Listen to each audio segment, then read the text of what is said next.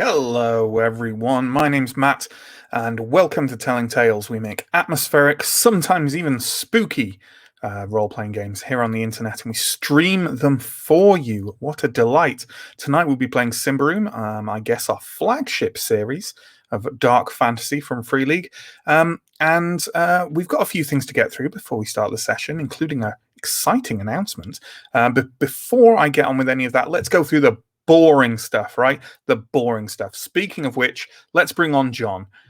That was horrible. Let's bring on John. John isn't boring. John's lovely. John is our stream manager and is exciting. I think you're very exciting, John.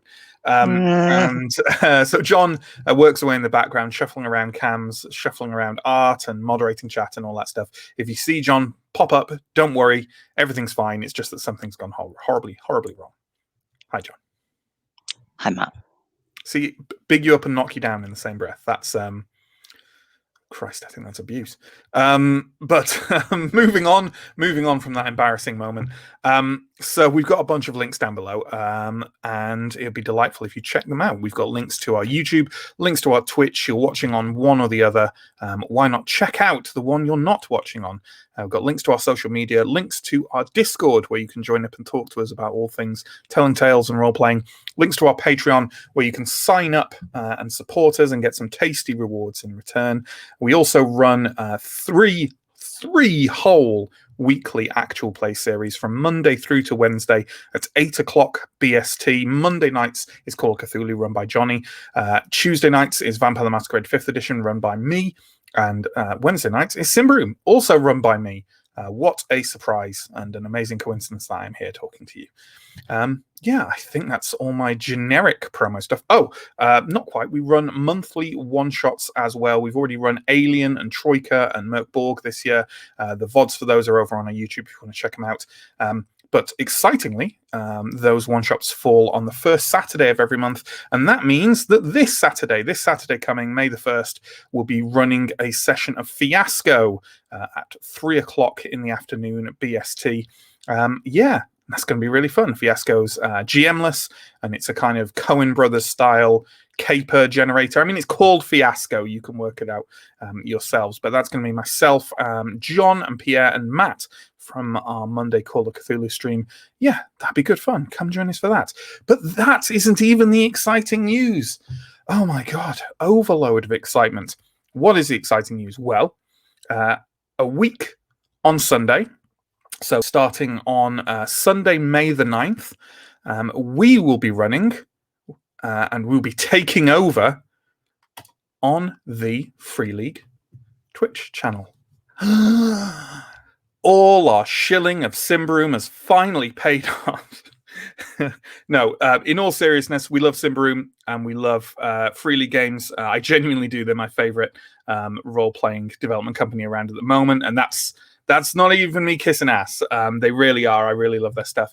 And we're delighted to be able to bring our crew over to the Free League Twitch channel for what should be, but the times may vary because, you know, it's a collaborative channel and things can change. Basically a fortnightly short story arc starting on Sunday, May the 9th, and carrying on fortnightly from then. And yeah, we're playing Symbaroum. We will be playing the kind of classic version of Symbaroum, the version we usually play, not the new D&D 5th Ed adaptation that is being kickstarted at the moment. I think they've got another series doing that at the moment, so all the Symbaroum you could possibly want. But yeah, it's going to be called Fetters of Stone, and it will feature much of our usual Symbaroum crew. In fact, I'll list everyone who's participating in it. You will be joined by Chris and Sam. From our regular Symbaroum crew. We'll be joined by John, our stream manager. You're going to get to see John play Symbaroum. Amazing.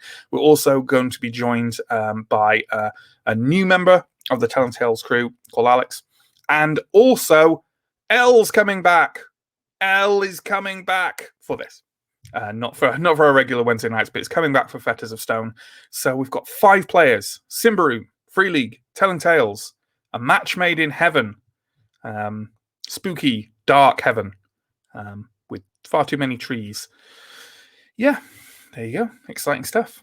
I hope you're excited. And let's find out when we bring people on now if they're excited as well. Although, as I look at my list of who to bring on, I realize the first person to come on is the person in the current crew who's not doing it. So let's have a big round of boos for Mike, who plays Anton, and let's get started with the recaps of last week's session. You're right there, Mike. Yeah, I am very excited on behalf of everyone else. Yeah, I think it's going to be great. Anyway, on with the recaps. So, last week, I guess at the start of the session, Anton met Dada. Anton and Semmel met Dada for the first time. Semmel's old friend who we thought was dead. She's not dead. And she kind of escorted Semmel and Anton to like an underground chapel. And it's actually called the Chapel of the Many, and they're people who worship like the kind of older gods, like in the sort of like religion that kind of was more dominant before Prios. And she basically told us that she has some theories about like some dark forces in the town of Kastor, which are like which led to the deaths of those individuals a few days ago.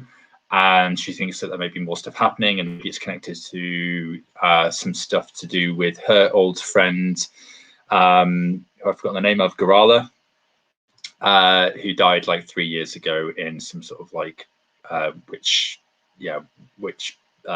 trials of some sort. Yeah, the witch burnings. Witch burnings, correct.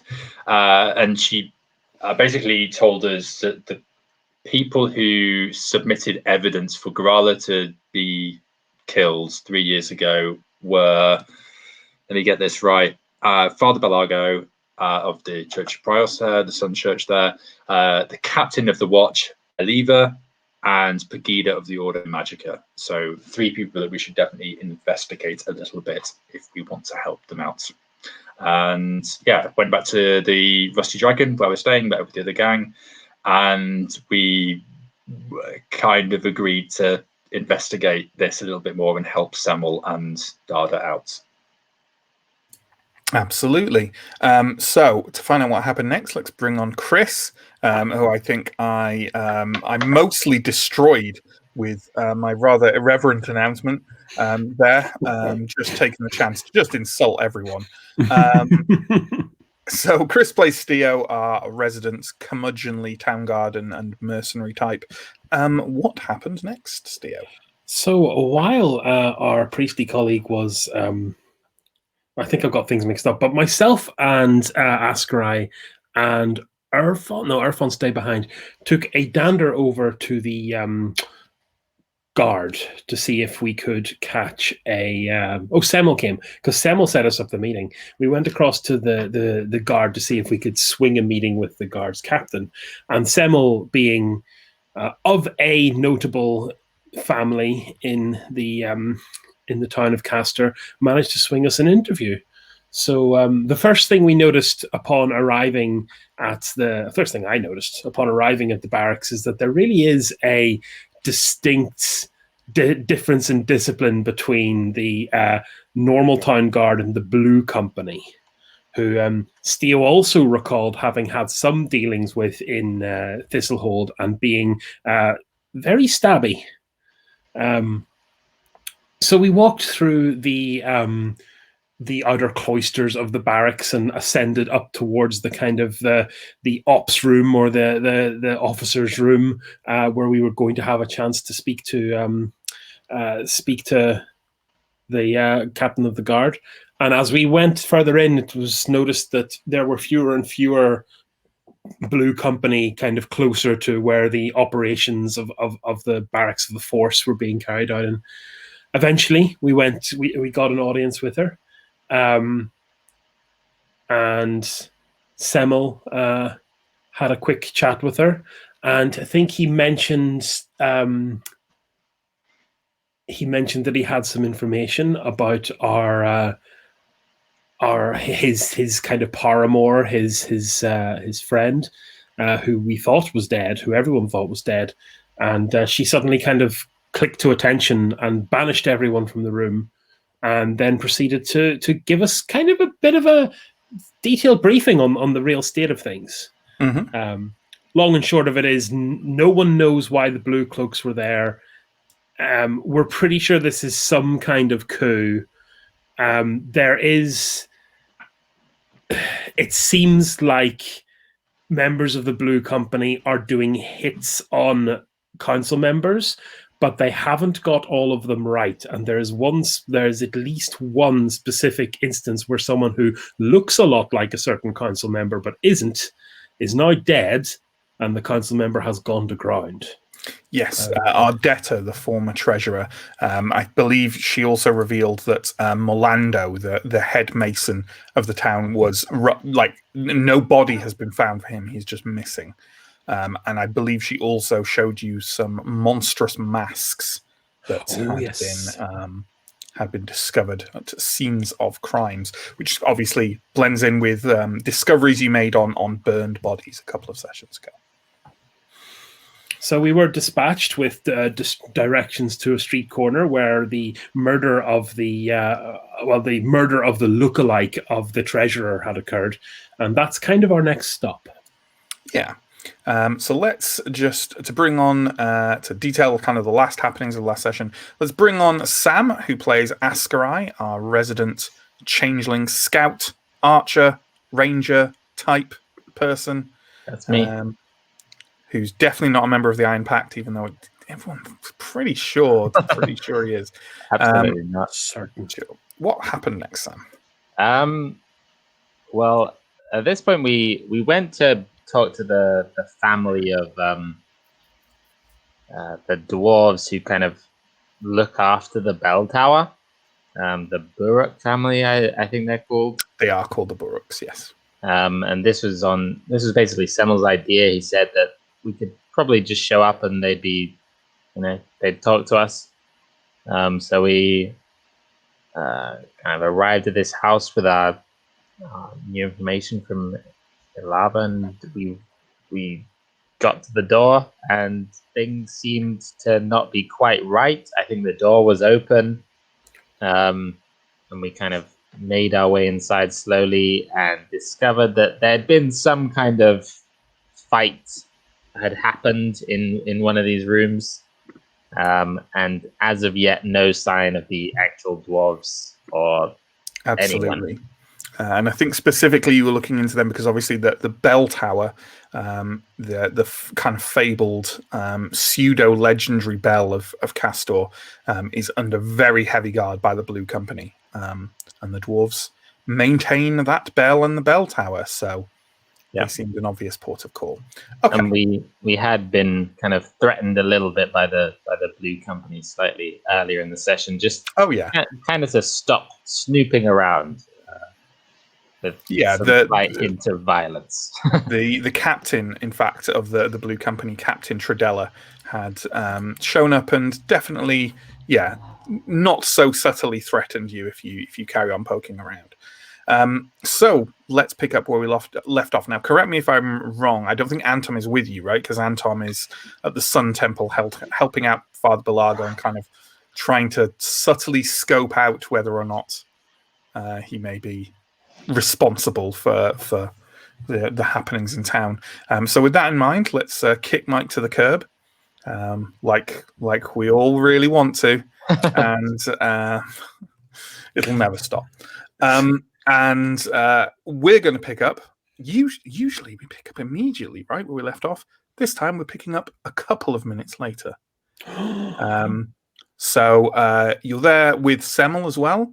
And the three of you reconvene in that dining chamber that you discovered, which had all the furniture and possessions tossed to one side, signs of a struggle everywhere. You reconvene, and Semmel nods and says, "The same everywhere I could find. Also for you two." Has it been robbed? This was my question for when I was searching it earlier. Well, you know what? Why not give me a vigilant roll to be able to tell if things have been taken? And I'd say I'm going to give you a -1 on that because you don't know what was here. So Yeah, that's true. Wow, my vigilant is garbage. I have to roll less than an 8. I roll an 8. hey, but did you have to roll less than an 8? No, my vigilant is 9. -1 is 8, Okay. so I matched it. In that case, yeah, you don't think anything was taken. It definitely didn't seem ransacked in any way. There are multiple signs all over of kind of struggles, things knocked to one side. Upstairs at one point, there's kind of some scraping in the floor as if someone was being dragged back. But no, there are also a few small blood splatters. Okay, but possibly not enough for like a murdered family in the house. Oh God, yeah, definitely not that. No, Okay. not unless dwarves have a lot less blood than you. And your description is also absent of bodies, so I assume Correct. there's no There's no corpses or sign of cadavers. anyone. Okay. Yep, the place is. This was a hit. They disappeared them. They didn't even steal anything, which is uncharacteristic of this is the Blue Company. It makes me think there's something about this bell that they know and perhaps want this family's help with. Otherwise, why not just kill them? I think that's a fair assessment. Especially with all the guards there. Something is happening with that bell. Do we? Semmel, is there anywhere like where could you store that many people?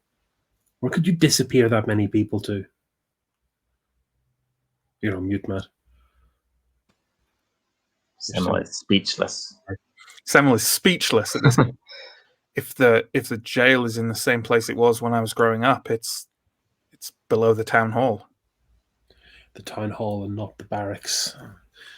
There's no way to. I suppose there wouldn't be a way to sneak into it from the other tunnel complex. That would be. I don't think there's anything linking the barracks and the town hall. No, but I mean, not in the catacombs anyway. Yeah. Okay, that's something we want to check. So the jailhouse is under the town hall. Let's beeline there and see if it's mostly Blue Company on the way back. Do we want to? We should maybe double check and see if they've left us any notes, like "Please help us," ring the bell twice to prevent evil, or something along those lines. If only my life were that easy. So kind of having a more thorough rummage, like a paperwork this time, I suppose. Yeah, sure. Well, why don't you both give me a vigilant roll for that? Okay. And also, are you trying to stay quiet while you're doing it? Not if we're internal to the house. If I'm going in near a door or a window, I want to be discreet. But inside, sure. the house, but you're generally not trying to sneak around or be quiet. Sure. Yeah. How do your vigilant roll go, Sam? Rolled a 9, which is enough. Okay. Yeah, you look around the house. You don't really find very much. There's some treatises on very dwarf orientated things. Some stuff about masonry and carving. There's also some books of kind of local barbarian legends and things like that. But nothing strikes you as there's like a ledger, like the family ledger, where they keep their like accounting and stuff like that. But there's nothing that strikes you as immediately of interest. Okay. I think we should get out of here while the going's good. I agree. This is the type of thing they might try and pin on us if they catch us in here. Semmel? Yeah, he's there. He nods and are you leaving out the front door the way you came? Is there a back door? Yes. Why not? Let's leave out the back. Yeah, let's go at the back. Okay. At least make their job a little bit harder if they're tailing us. Sure. Can you? I take it you're trying to do this discreetly. Yes. Yeah. Well, then why don't you all give me a discreet roll, please? But because you've chosen the back door, let's give you a plus 3 on it, because I'm generous like that. Need 16. Oof, I feel. I got a Not 15. by much, though. Okay. Askarai's quiet, as is Semmel. But Steo, as you kind of go out, you let the back door kind of you kind of step out to look around, and you don't realize the back door is actually on on a spring, essentially, and just swings and like crashes shut behind you. Down the road, because it's like a short like an open-ended alleyway that emerges out onto another road, and you can see kind of like there's a group of people at the end of the road who kind of like look around and start peering down towards the house. That's great. Winces as the door slams. We should go quickly. Yeah, let's make a beeline back by the jail just so we can take a look at the staff numbers. Shall we pick up Anton, or shall we wait for him to catch us up in the pub? Let's leave him where he is for now. Who knows how it's going in the church? And do we want to call in at the 10 to 2? 5 to 2. Close. Not if we're early. Maybe we could do that afterwards with Anton depending on what we find. Yeah, still don't know where Silvercheek would stand on this. Come on, let's talk more hustle. Okay, so you're making your way quite swiftly away from this place. Let's see whether you manage to successfully be swift about it. Please give me a quick roll. And one of you made that discreet, so let's give both of you a +2. Nice. That's a D12, Chris. There we go, a success. Good. I also a success. Okay. Yeah, the kind of group of people further down the road start to move towards you, and you just kind of both dash off swiftly enough to kind of not look like you're running, but certainly fast enough to lose yourself in there's quite a lot of people on the streets at the moment. It's kind of the time of day where people perhaps stop working, and you lose yourself in them and work your way through the streets of Kastor until you reach the open area in front of the town hall. And why don't we have that map of Kastor up that I can see that John already has prepared? Oh, so good. So the bell tower is sort of just off that central spine road of the city there. It's that dark circle sort of edging towards the northwest there. The town hall is almost directly south from that. You see the grey rectangular building? Nice. That is it. So you kind of emerge out from the closer streets and alleyways just to the north of that, and you can see you've got a kind of a relatively small square in front of you, and the town hall kind of looms against the skyline ahead of you. It only has 2 stories, but both of them look to be very kind of have a lot of height to them.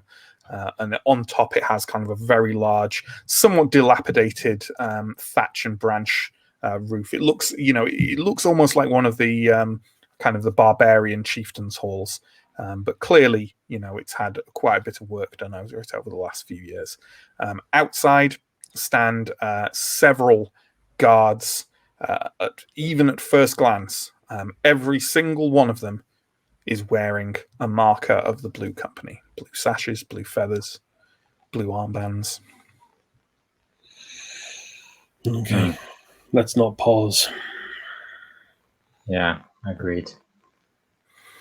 Okay, if you turn to the east now, obviously on the way there is near there is the Sun Temple where Anton is, but also the kind of square outside the Sun Temple is the place where the guard captain asked you to investigate the murder of or supposed murder of Ardetta.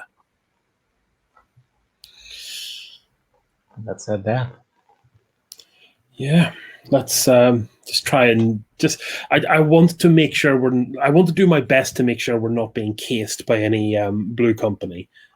And sure, Askrai, I might suggest, if it looks like it's getting hot here, that we do this after dark. But for the meanwhile, let's have a rummage, maybe. I mean, always worth noting, obviously, that after dark in a pre-electric society means it's going to be very hard finding anything. But sure. You know what? Let's wheel Mike back on for a second. So, Mike, from what you described to me, you were basically there at the Sun Temple to kind of, check out Father Belago essentially and maybe help out a bit. I think over the last few hours you appear to have done both those things, because I think you reached what conclusions you can with Belago without kind of pinning him into a wall with a knife and interrogating him or something, or talking to him directly about it, I suppose. Is there anything more you want to do at the Sun Temple, or is this an opportunity to segue you back into the group? Yeah, feel free to segue me back, because at the end of the last session, like, I did all the priestly things that I wanted to do after I'd sort of sussed out Father Belago. So I was pretty satisfied that he's not he's not your guy, collaborating with any mysterious dark forces or anything like that. Yeah. So as you go into that square, then you can see a familiar figure walking out of the Sun Temple, and Tom, you see your friends kind of coming from the direction of the town hall ahead of you. Any news? Lots. Oh God, so much. Okay. We think that the captain of the guard is probably on side, not a collaborator in this coup. Okay. But that's promising. They were cooperative, forthcoming, and who, as someone pointed out, they might be asking us to do a bit of dirty work for them, but they might also just be on side and giving us some leads to help us figure out what's going to happen next. We're very used to doing other people's dirty work, so this is in our wheelhouse. How was the church? I don't think there's any reason to suspect the father of anything. I think that he's a man busy with his duties, slightly in over his head. I saw nothing that gave me cause for concern or suspicion about him, really. So as far as people, we have at least some degree of not trust, but what would you say what comes before trust? It's the gentleman mage, the priest, and the captain of the guard. Unless you can think of anyone I've neglected, Ascari or Semmel. But so the reason we're here is there was a murder here a few days ago, and we could do with trying to figure out who did it, because who did it might be the people who've been disappearing council members. So, investigating a murder site. Is this one of the murders that took place a few days ago? One of the councilmen? Yes, well, tangentially, yes. But the mark was off, and this wasn't a councilman. It was someone who looked quite like one. Oh. Interesting. Semmel kind of leans in and said, and the council member, Ardetta, the treasurer, she's missing. All right. This gets more and more complex. Very worrisome. Yeah. Part of what we're doing here is perhaps try and find her through investigating the crime scene of what was supposedly her murder. Yeah. Well, suppose I'll take a look. Okay, so you're kind of searching around. I assume you'll go. The head of the watch mentioned that the spot where the murder took place wouldn't be hard to find. So basically, we're expecting blood splatters. Mm-hmm. I guess okay. So. Rubbish. Yeah, if the three of you, well, the four of you really are looking round, you're going to find the marks really very quickly, because just kind of almost across up to the north from the Sun Temple, you find a really very large dark stain on the cobblestones. Oof. Time for a medicus roll, maybe. You don't need a medicus roll. The person who was wounded here died. Okay. You can't lose that much blood and live. Tell you what, though, that was not a discreet job. So, do we know when this person was killed? Was it during the day, at night? Were there any witnesses? I think it was at night, wasn't it, Ascarai? I believe so. Surely someone would have seen it if it was in the day. Even at night, it's a fairly bold place to go killing someone. I will check the periphery to see if there's, I mean, tropish as it is, a discarded murder weapon or a note. Yeah, or just kind of looking around for anything that might be related in any way to this. Yeah. Sure. As you're doing this, how subtle are you all trying to be? I would like to be pretty subtle, or at least attempt to be subtle. Sure.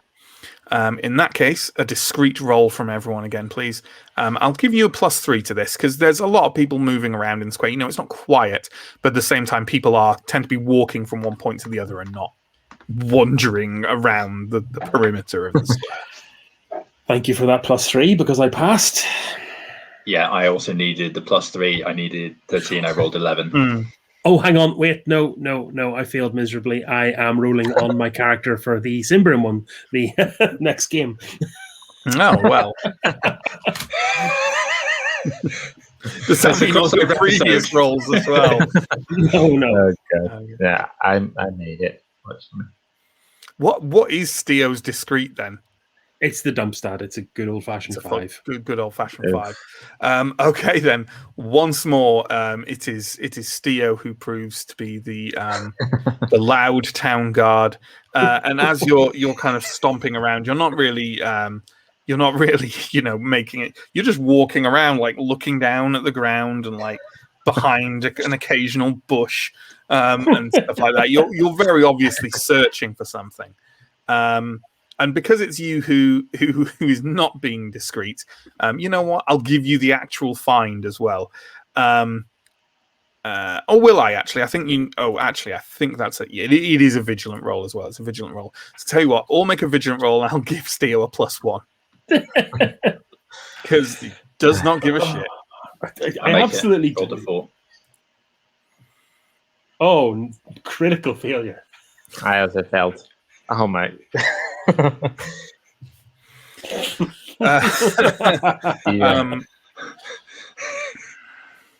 So with that critical failure, I'll think of what to do with that in a second. But Anton made the roll. We're in Upside Down Town tonight. Anton made the roll. And as you're wandering around kind of the edge, just kind of taking a stroll around, not too distant from the stain on the ground, and just by a kind of alleyway entrance, you find another bloodstain, a much smaller bloodstain, but it looks to have been, maybe it's not from exactly the same point in time. You can't, you're not that forensically advanced, but it looks like it's dried the same amount to you. Okay. And you have Medicus, so why don't you give me a cunning roll? Cunning is 11. Where's my dice roll? Cunning is 11. I roll 16. All is right with the universe. There we go. You can't tell very much about it, but for what it's worth, here it is. Okay. Well, I'll call them over. Sure. Or will I? Well, you look around, you see kind of Semmel and Ascarai both kind of browsing around the area. You also see Steo, who's kind of now rummaging inside what passes for a kind of public waste container in this square, which is basically a discarded pot plant that people have just piled trash in, and Steo's kind of rooting around inside it, and you can see a guard kind of walking quite purposefully towards Steo from the other side of the square. I might try and intervene at this point and just ask the guard for some directions to in the town. Sure. Why don't you give me a persuasive roll? I mean, this could escalate terribly. This could- Roll God. another critical failure. yeah, I fail. Yeah. 17 needed 10. They kind of look, glance over at you and say, "One moment, priest," and carry on walking. As they do, you can see that their collar has like a blue ribbon kind of slightly dangling from it. What are you doing? I'm probably quite engrossed in my bin. He's going to have to ask twice. Hey, I'm talking to you. You feel kind of the pommel of something, kind of, or something, hard but not sharp, kind of bang into your shoulder. Oh, sorry, I was engrossed there. I dropped a ring here yesterday. I thought it might have been discarded or found its way to the bin. Did you now? Persuasive is my second worst stat, viewers. Nevertheless, let's have a persuasive roll. I'm not above spending XP on this. Oh, I don't need to. Nice. Hey. He kind of like looks around and says, "Well, all right. I'll tell you this: if I find it, you're not getting it back." That's why I was looking so hard. But he kind of turns around and walks off, and you can see as he's doing so, he's kind of looking down on the ground for your lost ring.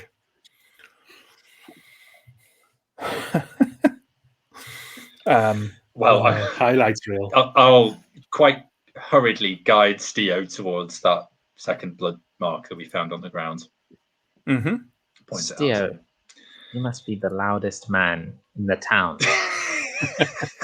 Here, not so sure, but Thistlehold, yeah, third place last time I tried. God. So if you're hustled over to this new blood mark on the ground, or newly found rather than new, Steo, you also have Medicus, correct? I do. Give me a cunning roll. That's an 11. 15. Oh, elusive forever. No, this is one of those mysterious blood marks that no medical professional can figure out in any way whatsoever. No. Well, it's kind of like down an alleyway or at the start of an alleyway, right? Yeah, so, the entrance of an alleyway, nearby. I think we just kind of follow our noses down there, I guess, and see if there's another one. Yeah. Perhaps we can track it That somewhere. gets us off the street anyway. Sure. Okay, this is interesting. So essentially, you're going to try and track blood splatters down this alleyway and see if they can lead you anywhere, right? Yeah. So okay, let's. I don't like how he asked that question. Well, let's have everyone. Do you, Ascarai, do you have some kind of tracking advantage, or is it just when you're tracking a beast? I don't think I have a tracking advantage, but I was going to talk to you about taking one. Right. But, I guess that is not an acceptable, because we've only just done the advanced player guide stuff. But in any case, sure. Do you have the XP to spend on it? I do, because it's only 5, right? For the boons and the burdens. Yeah. Yeah, because I was going to let you guys fine, buy yeah. them, because I think the general intent is to just do those at character creation, but because we didn't, I was going to, you know what, Sam? Do it. Nice. Do it. Hooray. Do you want to find it and read it out for us, just so we have... let me get it quickly. It may take me a little bit, but... Yeah, no problem. No problem. Well, while Sam's looking that up, I have nothing to say. I've got nothing to say. We're entirely sold on this.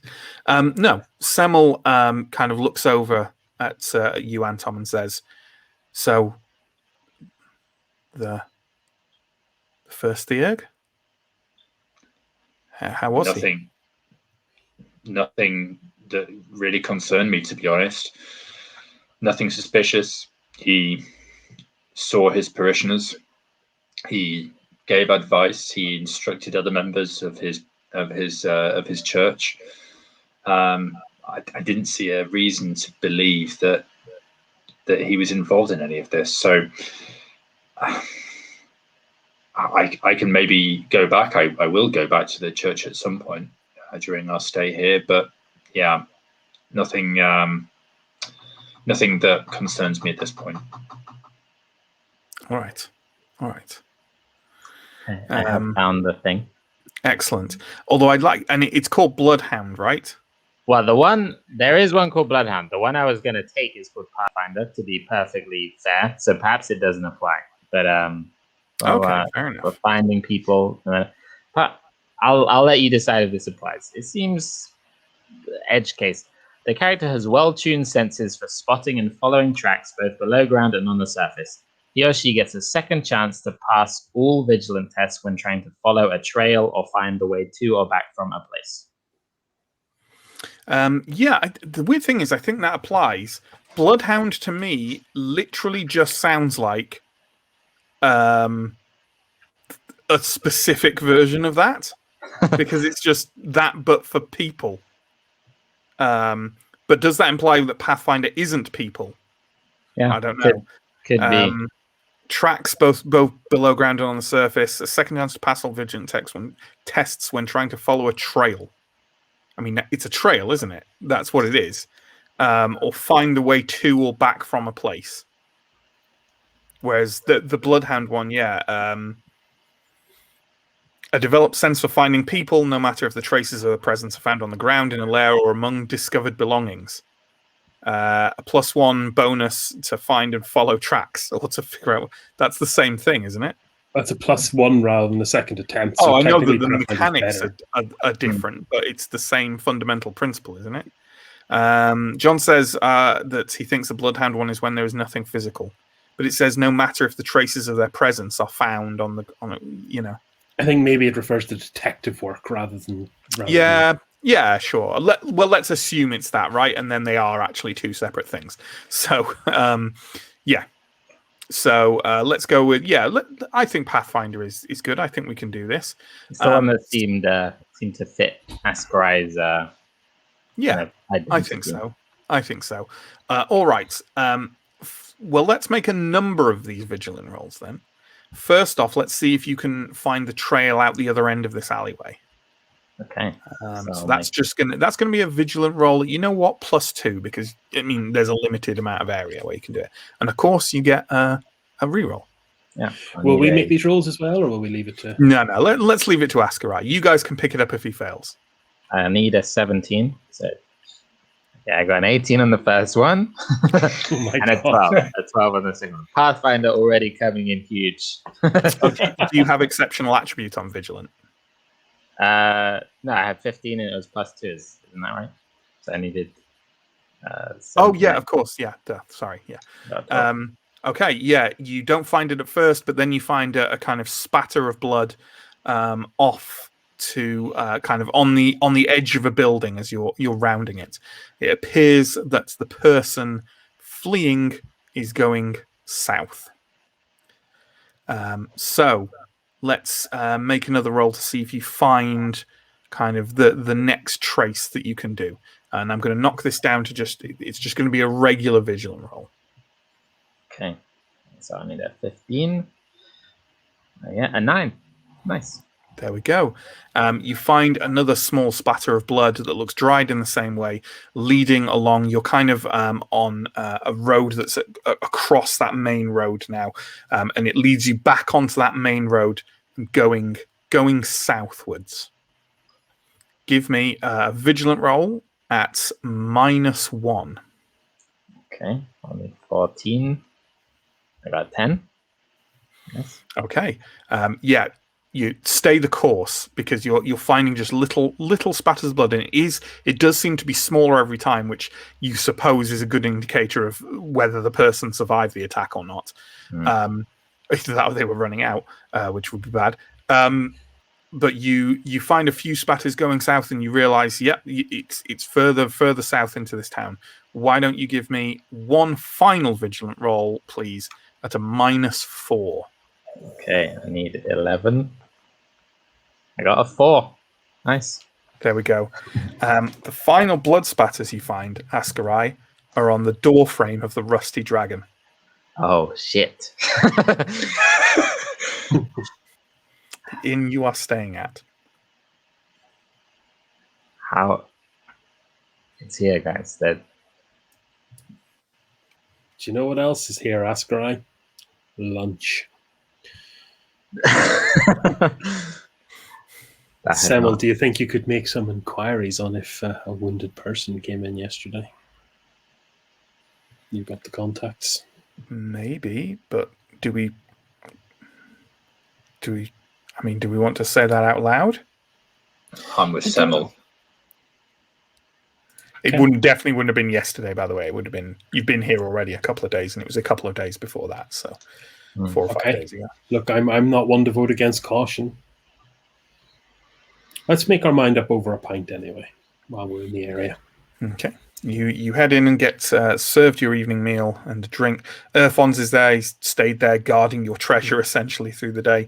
He has nothing to report in particular, but you all have some food, which is served individually straight to your tables, not in the regular manner from a large central table. A buffet. Okay, John, that's the sign. Cut his mic. End this now. Yeah, you have your meal, and delightful it is as well. And Semel and Erfons are sat there as well. Also, do you want to discuss things? So, who do we find if we find this person? Is this the attacker or someone fleeing to ground? Is it the real target? Potentially. Well, like you say, it could be the attacker. This does not make much sense to me. Maybe there's a ledger of who has stayed here that we could look at. Can we get at it subtly is the question, I suppose. Yeah. But Semel has a relationship with Ramagol, so yeah, a distraction should be easy to come by. And here's my next question, which I think Semel you raised before. Are we doing the right job for the right person?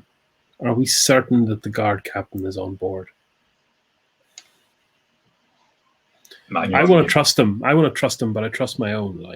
Semel shrugs and says, I suppose not, but if we find our debtor, there's no reason we have to tell Aliva about it. Yeah, but what kind of Ardette are we going to find? One who's in on the coup, or one who is? I think in either case we do the job and then decide about the guard captain. One thing that I don't understand how this sellsword company can show up and seemingly take over the guard duties without the captain of the guard knowing who sent them. Do they not have to show some sign of their authority in this town? She said it was someone on the council, but she hasn't worked out who, if my memory serves me well. I mean, it'll teams. Sorry, I think you were skipping there a bit, Mike. I just said I think their authority comes from their numbers. It's not that, lads. If there's problems in a town, it's not unheard of for sellswords to get drafted in. It's just these guys are sketchy. The other thing which worries me is that the mayor was killed in the town hall with no witnesses, or how are there no guards there? And all of the murders start more or less the same day that the Blue Company shows up. There's a lot of lines making a lot of connections. I mean, the $1 million question, the $1 million question is who hired them. I don't think that's going to be very easy to find out. Agreed. Semel leans in and says, so we have a trail which may or may not lead us to our debtor or one of her attempted murderers. We have the information that Garala may have been set up by one of 3 individuals, one of whom has given us a job. Another one has helped us at the Ordo Magica, and the other one has been, as far as we can tell, cleared by Father Anton here. We have had We have. I still think perhaps the town executioner might be worth talking to. The Baruch family are gone. The town hall and the bell tower seem to be locations of interest, but they're guarded. Yeah. Executioner remains. We could investigate the council members who remain. Perhaps, I mean, the home of the new mayor, or this wizard who's still involved in the town council. Yeah. I wonder what. It sprung to mind that maybe asking the Ordo Magica about the issues they may or may not be having with the Blue Company might be an angle to take. If we can find an excuse to go back there. Well, we have the codex. That could give us an excuse if we made out that we wanted to sell it to them. We need to keep that chip for the Tesla hold. Well, we don't actually have to sell it. Just offer it Evaluation. Whatever price they say. It's the question is, how much longer do we have to work on this now? Because we've got another day of investigation. And now all the pieces are on the table, but it's getting more and more dangerous. Just based on the warnings we've had already. Samuel nods and says, "You're right. It feels like something is escalating, and before long, perhaps Dardo could be discovered down in the catacombs. We could be pitched out of the town. Perhaps I should talk to Ramagal." You can do that. The catacombs is interesting. There may be people there who are living in the shadows and know a little bit more about some of the people of this town and can maybe point us in the right direction. It might be worth asking some more questions to them. Maybe Dada could do that. Yeah, that's also the place where we'll need to go to ground if it turns out that we aren't as welcome here as we think we are. Or these ones here in the Rusty Dragon have picked the other side. Like Silvercheek said, everyone's picking sides. I do think since we're here now, first thing should be to find out, if we can, about this blood trail. Who's come in? There's been anything suspicious happening here? Semmel nods, downs his sort of half cup of cider, stands up and goes over to the bar. Oh, Anton, something I'd like you to keep an ear on. Okay. I will go to the bar as well with him, maybe a little bit further away. Just lean against it. Absolutely. It's getting to the evening, so it's moderately loud in here. Can you give me a vigilant roll? Let's say -3. Yeah, I make it. Oh, hang on a minute. Do I make that? I rolled a 9. Yeah, I make it by 1. Needed a 10. Okay. You hear the conversation between Semmel and Ramagal. Semmel is asking, has anyone been in? Any unusual things? There's trouble about? Has he seen anyone who's been attacked? Any violence? That kind of thing. And Ramagal just kind of goes, no, nothing that I could really tell. No one is staying here, apart from you folk. And it all seems quite calm to him. The layout of the Rusty Dragon, like, is there a basement to the place? Is there? I know that we haven't been down there. I'm guessing we haven't been down there, but it's like a inn, right? So there would be cellars, I guess. You can't be entirely sure that there is a basement, but it would be kind of unusual if there wasn't, to a certain degree. And then the only other thing is there's the large common area and kind of another smaller bar off to the side, and then upstairs there's kind of that long corridor with what seem to be 2 large rooms, yours and one on the other. Semmel kind of nods, sort of having got as much as he can out of Ramagal, and heads back to the table. I'm assuming, Mike, that Anton is going along as well. Yeah, I think so. If the place gets a little bit busier, I might just keep an eye out if there is an opportunity to maybe disappear down into the basement. Sure. If it's like obviously if the steps down are like in a really obvious place, then like that's obviously not possible. You all head back over. Both of you head back over to the table, and Semmel sits down and relays this, and Irfons leans forwards and says, "Did you say there's no one else staying here?" Semmel nods. Irfons goes, "No. I've been in our rooms all day. There's someone in that room opposite ours, the locked one." Someone's being sheltered. You seen them or just heard them moving around? Just heard them. Do they sound rough? Just someone moving around. Sounded like one person. I think at one point there was a meal brought up for them. I think someone's gone to ground here. I think these guys are on side. Unless it's the murderer.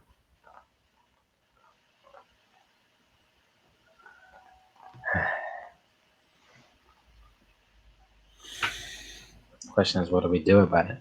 We can try and get in, but I know it's out of vogue these days, but an ancient weapon taught to me by my father is honesty. not sure this is the place for that. Irfan shrugs. If we feel like the clock is ticking. What do you reckon, Semmel? Do you think your family, do you think your connection to this family will spare us a dagger in the night if we tell them we're on side? Ramagal and his family wouldn't hurt a fly. Well, you think ask him or just knock on the door? I think we ask him. Whoever's Right. staying here is staying here by their Well, permission. let me do this then. Okay. He stands up, walks over to the bar. You can see. I'm assuming you're paying attention to the conversation that's happening. You can see that quite quickly Ramagal blanches, goes a little pale and nervous looking. He and Semmel kind of lean across the bar to each other, and a kind of fast-paced whispering conversation starts. Eventually, Ramagal nods, gives a kind of very tentative, nervous look over at your table, and walks out from behind the bar and starts to go up the stairs. Semmel turns to you all and goes, Get up. Follow them. Yeah.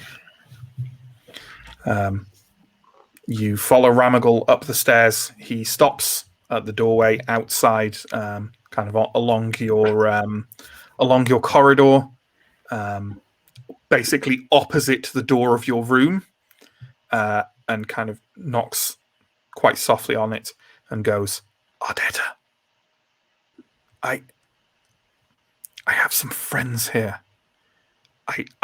I trust them very much. I think they'll help you. They're good folk." There's kind of a pause of silence, and then a scrape of like a chair being moved to one side, and the door opens to reveal a woman, maybe in her 50s, quite small, quite rotund. She has kind of a large shawl over one arm, which she's kind of holding, and she kind of looks out very cautiously, glances at you and says, "I half thought to see blue rags out here. All right, you best come in then." She walks inside the room. Ramagal ushers you in. There's kind of quite a roaring fire going, like within the hearth and one side.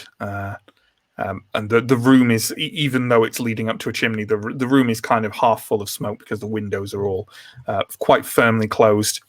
You can see, a bed. It's similar to your room. There's a bed. There's a nightstand on which is an almost completely empty bottle of brandy. And Ardetta sits down, pours herself the remainder of the brandy bottle, and says, "All right, well, state your case, I suppose." Can I take a look at your wound first? I suppose there's no avoiding it. She peels back the shawl from her arm. She has been wounded in the arm, and it doesn't look terribly bad. It looks like it's healing. But what is more noticeable than that is that the area around her arm, around the wound on it, the skin has grown oddly scaly in a fashion which you have not particularly seen before. But anyone with Medicus can obviously give a cunning roll. A cunning roll at -1, I think. Take a punt at that, seeing as I suggested it. Let's go. I get it. 19. Yeah, you. I mean, you have no idea how to treat it. You have no idea of what it is, specifics of what it is, or anything like that. But this is definitely some kind of poison. Oof. Looks like it's healing, which is good news, but that was a poison blade, as I'm sure you're well aware. Nothing like I've seen before. Funnily enough, I had noticed. Not much I can do for it with my limited arts. Who are you all? Well, I think we should introduce Semmel first. Introductions happen. I think I'm happy with introductions happening without, going through them bit by bit. Semmel says who he is, explains, his roots in the town, introduces each of you, and Ardetta kind of nods, obviously paying attention, but also somewhat distracted, as you might imagine. And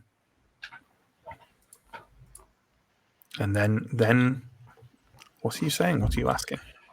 So, the fact that this town seems to be in the process of a slow motion coup, and the fact that all this kicked off, but days after the arrival of the Blue Brigade, does not escape me. Do you know who hired them? I truly have no idea, or I'd be trying to marshal allies. But all I know is they showed up in town a couple of days later. Selima is murdered brutally. From what I hear, Milando has disappeared as well. Karstak dies with that girl in the fire, and I am attacked in the streets nearby later in the evening. Well, I suppose I got off relatively lightly compared to Gerda. I saw her cut down. They knew where I would be, but they picked the wrong person. And how did you end up wounded? Bless her for being the other old drunk in town. How did you end up wounded? They realized their mistake and spotted me. One came for me. They managed to catch me on the arm, but, well, I was quite the runner in my youth, and not all of it has left me. So, we still don't know who's pulling the strings. Do you know of any co-conspirators in the council? None of the others leap out to me as people interested or capable of doing this. I mean, I suppose Grendel is the new mayor, which is an odd choice. He has been... Well, we were already entering discussions on replacing him, if you must know. He'd been ranting for months. Dreams he'd been having of dragons razing the town to the ground. He thought him descending into madness. But now apparently he's just holed up in the town hall. Who else? Eliva does not have a corrupt bone in her body. Cagliostro, he cares only for his advancement in the Ordo Magica. The politics he carries out here are a route towards that. Why would he want to take over the town? So, that story about haunted dreams lines up with the rumors we have of dark machinations. I don't know of these rumors, but can I ask, you speak as though the Blue Company were the ones who attacked me. I suppose it could have been them, but the individuals who attacked me wore hoods and masks. We've seen the Kind of masks. mask. A monstrous one, horns. She kind of looks down at her arm and covers it slightly and says, scales. So maybe we have some dark group leading ahead, and the Blue Company are just the bootmen.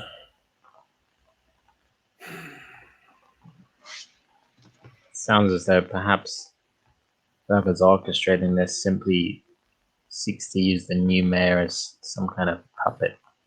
If it's some cult or something leading this, and he's been having these horrible nightmares, it doesn't sound too far-fetched to think the two could be related. What about the new? What's the name of the new septum? Belargo. What about Belargo? Have you any recollection of him? He's the new priest. I vaguely know him. He's a somewhat nervous, anxious man. Does not strike me as one in desperate pursuit of power.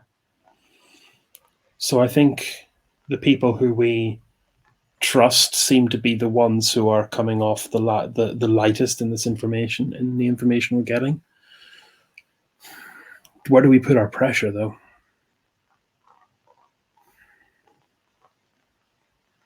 And how long do we have? Have you had any dealings with a member of the Order Magica called Pegida? Do you know anything about her? I vaguely know of her. She's often seen around town, not on Ordo Magica business, poking her nose into all sorts of things, but she never struck me as there's a huge crash downstairs. Ardetta kind of leaps to her feet and backs away from the door. And the innkeeper Ramagal kind of jumps with a start and dashes out of the door and down the stairs. Okay, do you want to secure the door? We'll hold the hallway. Who are you asking that to? To everyone, that's my statement of... Okay, so we're all getting out into the hallway, and our debtor is staying inside the room. Is that what we're going for? I think so. Samuel, do you have any objections to me shedding some blood on the stairs of this establishment? Samuel looks over at you and he's kind of drawn out his dagger and says, "I'm not so sure we have a choice." Let's move. There are shouts downstairs. Okay, getting my flail out. Yeah, my Okay. Tell me, so the corridor between these two rooms is fairly kind of narrow and limited in space. Why don't you tell me exactly how you're setting up? So, God, I wish we had like a drawing tool. So it's basically just one long corridor with the stairs down at the end. The doorways are halfway down on both sides. Well, John says he could do a drawing tool. Why don't you pop something up like that for us, John? And if you draw something like what I've described, and then people can talk about whereabouts they are. Because I want to get a nice mental picture of this, right? Because it seems quite a stressful environment to have a fight in. So it might be the last picture we ever get. While this is happening, I might try and cast Blessed Shield. That's okay. Go for it. Yeah, go for it. Resolute roll. Need 13. 10. Cool. So obviously, don't forget to roll your D4 corruption. Oh, yeah. Oh, yeah. 3. Okay. Technically not as bad as it could be. Yeah, I'll take it. And Askara, you're going to have a bow out, I hope. Yeah, definitely. So probably towards the back of the hallway. Sure. Yeah. If you've got it up, John, do you want to pop it up while you draw, and then we can. I think my plan is to just be the traditional tank and just block the hallway as best as I am and do the whole heavy infantry thing and let Sure. Ascarai get shots across from behind me. Sure. Sounds good. Yes. Well, while we do that, Mike just needs to hop off for a second, so let's do that. I'll remove Mike there. And John, are you having trouble getting the? Oh, there it is. Do you mind if I add it to the stream so we can? Cool. There we go. You're doing it like that. Yeah, that's sure that makes sense. Oh. Cool. So while John draws that, are there any other actions that you guys would like to take? Obviously, Anton's summoned his blessed shield, but you guys?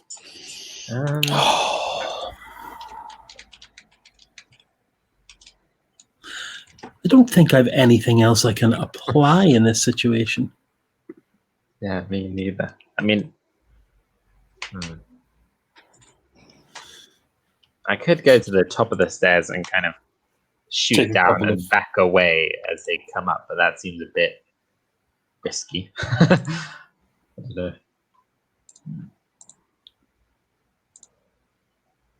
Yeah, I think.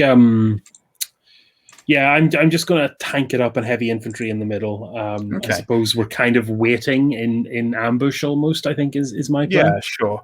The description again, John. So it's just one long, narrow corridor with doors kind of halfway down on either side and a set of stairs. Let's say the set of stairs is at the top of that thing you've just done. And and that's it. That's the geography of it again. And it sounds like Steo is at the forefront, kind of braced, ready for people charging up the stairs. Anton is probably lurking kind of just behind him, I would imagine. And Mike is back. And Ascarai is kind of at the back, sort of aiming down there. It's occurred to me that I'm not sure how helpful having this as another cam is, as opposed to a shared screen that we can see in a bigger format.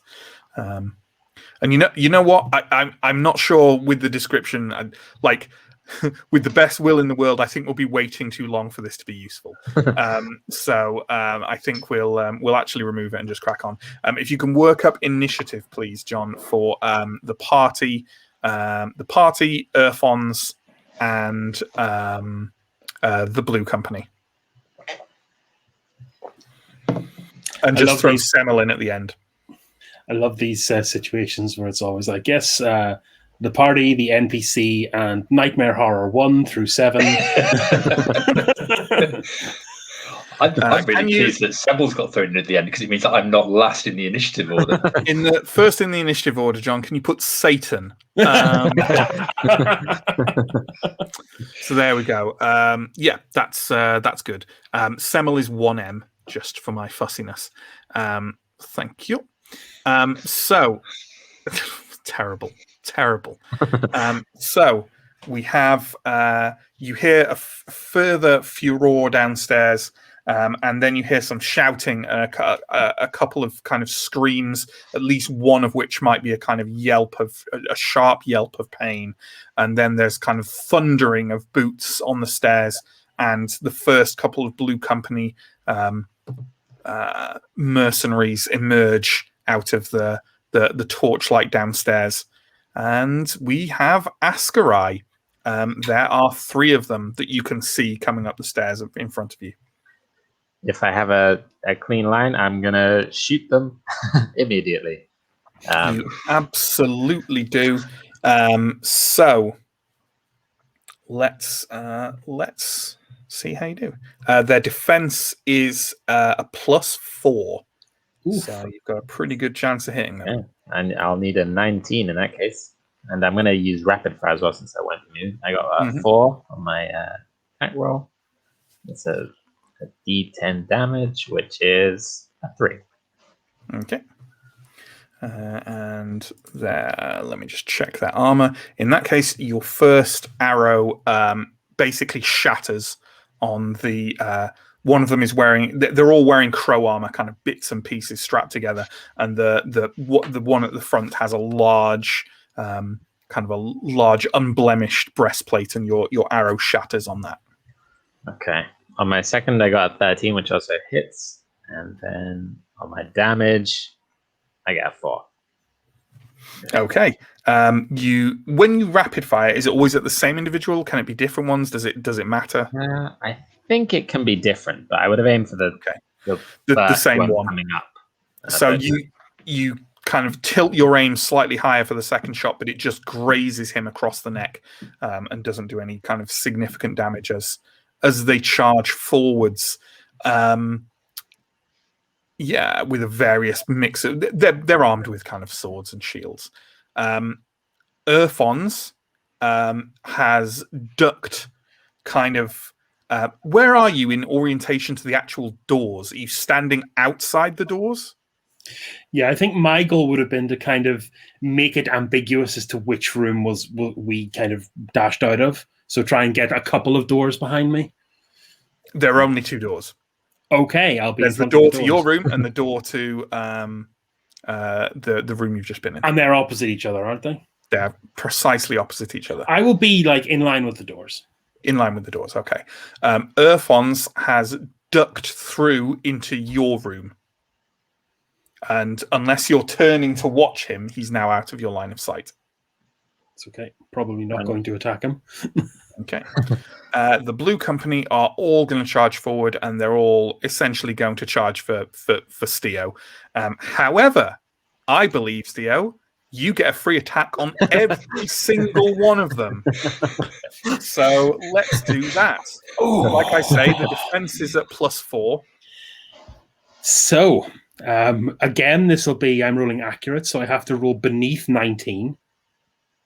Oh, I rolled a 19 on my first attempt. If memory serves, this is... Oh, sorry, I get +1 anyway because of my spear. Yeah, so I but literally a 20 is always a... So I can only ever fail on a 20. Spear of the Dead King is D10 +1 if memory serves. Yep. What did we say that a D20 is... You still hit if you get a 20 and you need a 20, but you still suffer the consequence of a fumble, because it's not... The fumble isn't that you miss, right? It's that they get a free attack on you. Cool. So our first D10 +1 of damage is 4. Okay. Shall we say that's the same person that was lightly grazed by the arrow, which is a large man at the front. He's wearing a kind of like a kind of oddly tight cap for his frame with a blue feather out of it, and your spear kind of like slashes slightly across the neck near to where Askarai's arrow grazed. It's not a significant wound. Our next friend then, 14 for the purposes of it not being a 20. 9 + 1 is 10. 9 + 1 is 10. Very nice. So that's I think that definitely goes over their pain threshold. Yes, it does. So that's a 10. So they are down to that. Yes, you've gone over their pain threshold. Do you want to knock them down, or do you want to get another attack? I'm feeling... Steo is feeling vindictive. These guys have caused some trouble, so I'm going in for the kill. Mm-hmm. A 5, which is, again, not a 20. Yeah. 9 + 1 is 10. Oof. There we go. Okay. They're kind of each coming... They kind of all charge forward at you, but you're kind of like... you just swung one foot back and are jabbing forwards and kind of swinging between them, so their approach is a great deal more slowed. The large man with the slight grazes on him now ducks to one side, and as you swing your spear kind of towards them, another smaller, wiry, rodent-like gentleman leaps forward with kind of a blue ribbon pinned to his chest, like where medals would be, perhaps, thinking that he can get through your guard and kind of strike you while you go for the larger man. He is very much mistaken. As you swing your spear tip hard back across his face, and his face just folds around the blade. You slash through his cheek to the other side. He staggers back with a yelp of pain and a spray of blood, and you thrust the spear tip emerging from the back of his head, swiftly kicking it back to slide the body off, and he crumples to the ground, dead. And our last friend. And the last one. That's an 11. Yep. Oh, 3. Okay. After it's difficult to find momentum to thrust out properly after you tip the body onto the ground, and this blow just crashes against the third individual. It's a woman wearing a pauldron, and the pauldron is kind of painted blue, and that's the one your spear tip just crashes against. But pretty successful, I would say. And now you get to roll defense. Because the two remaining blue company are going to strike at you. So it's just a flat defense roll. They've got no modifier. My defense is 10. First is a fail. Okay, and the second. The second is another fail. Yikes! Another fail. Give me 2 armor rolls then, please. D8. Our first one is an 8. Okay. And the second one is a 3. Okay. So the large one who's already lightly wounded, kind of in the course of ducking back from the arrow and the spear, kind of flails out at you with a sword, which just bounces straight off your armor. The woman, however, is a bit quicker and a bit sharper.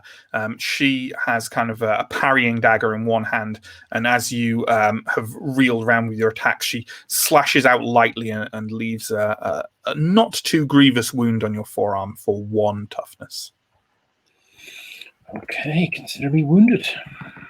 And Tom, time for the priest violence. I think I'm trying to position myself like somewhere near Steo. So yeah, if there's someone within hitting range, I'll try and hit them. Yeah, you can engage either kind of the larger, slightly wounded man or the nimbler woman with the blue pauldron. It's up to you. Yeah, I'll go for the slightly wounded man, I think. Sure. As I say, their defense is at +4, so roll your attack at that. Okay, I need 13. I rolled 11. Okay, and then give me a damage roll, please. That is 1. I'll work on this. I'll have them in a few rounds. So your flail crashes out, and it's a square hit, but unfortunately it just wraps around that big breastplate he's wearing again, and just crashes against it to no seeming effect on him. And then we have Semmel. Semmel is basically lurking in front of Askarai, kind of trying to look. Basically, he's there to like try and get someone with his knife whenever they make it past the two of you, the two of Steo and Anton. So he's not really doing that much to help right now, but neither is he immediately dying, which is probably a plus. Askarai. I'm gonna take some more shots if I can. At probably the woman, since she actually managed to hit Steo. That's a reasonable target. I rolled a 9, which hits. And the damage a 2, which is probably not going to do much. Nope, that definitely. Evidently, her painted blue pauldron is somehow blessed in some way. Maybe you should hang on to it after the battle, because it's just deflecting everything. I can't stop looking at it, and then the arrow. My next attack, I roll a 7, which hits, and damage a 5. Slightly less terrible. This arrow kind of scores along her hip, and it catches slightly in her hip before kind of dropping out as she leaps to one side with a yelp. So it hasn't fully embedded in her, but it's definitely left a wound there. So Urfons, good old Urfons. You cannot see or hear what Urfons is doing. Blue company. So we've got the 2 that are fighting you. Another 3 come up the stairs behind them. Let's deal with the two attacking, because the three who come up the stairs are not immediately engaging. So let's instead deal with the two who are still going to attack. Will they attack Steo? Yeah, I think so, because Steo actually wounded the big guy, right? So they're both going to go for Steo. So give me those two defense rolls again, please. Again, I need lower than 10. I fail the first one with a 12, and I pass the second one with a 6. Okay, so give me an armor roll, please. My armor roll is a 3. Okay. Again, it's the nimbler woman who catches you with her parrying dagger, leaving a very similar wound on exactly the same arm. Clearly, she's got your number to a certain gap in your defense. Take another point of toughness. Okay, And then take a turn. Okay. Tactically, I'm engaged with them both, so it's a pretty easy call. I think I will. I'm going to try and have a crack at the heavier man because I believe he's more square on to me, where the woman has moved around to the side. Yeah, sure. He was the first to arrive onto you, so I think, yeah, sure, that works. Yeah, so I'll go for him. I rolled a 4. That's neither here nor there. So happy with this +4, this +3. It helps. Rolling my big dice is a 10 + 1 is 11. Is 11.